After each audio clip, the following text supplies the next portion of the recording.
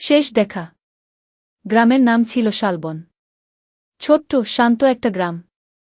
সেই গ্রামেরই এক ছেলে আনিস আর এক মেয়ে আশা। দুজনের পরিচয় স্কুল জীবন থেকে। একই বেঞ্চে বসা, একই খাতায় নোট শেয়ার করা আর টিফিনে একসাথে মুড়ি চানাচুর খাওয়া, সবকিছুতেই যেন এক অদৃশ্য বন্ধন ছিল।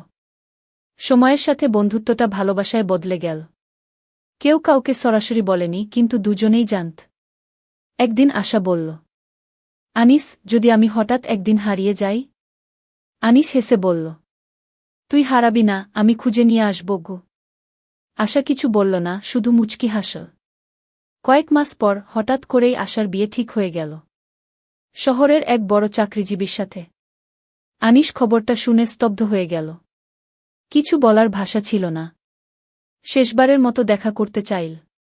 বিকেলের শেষে গ্রামের সেই পুরনো বটগাছের নিচে দুজনের দেখা হল।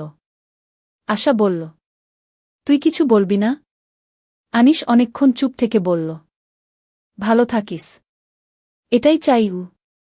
আশার চোখে পানি চলে এল। সে বলল, তুই যদি একবার বলতি, আমি থাকতাম গে। আনিস মাথা নিচু করে বলল, সব ভালোবাসা পাওয়া হয় না, কিছু ভালোবাসা শুধু মনে থাকে গি। আশা চলে গেল। গ্রামের পথটা আগের মতোই রইল, কিন্তু আনিসের জীবনটা আর আগের মতো রইল না। সে এখনও মাঝে মাঝে সেই বটগাছের নিচে গিয়ে বসে। হয়তো কেউ আসবে, এই আশায় না, বরং কিছু স্মৃতি ভুলতে না পারার কারণে।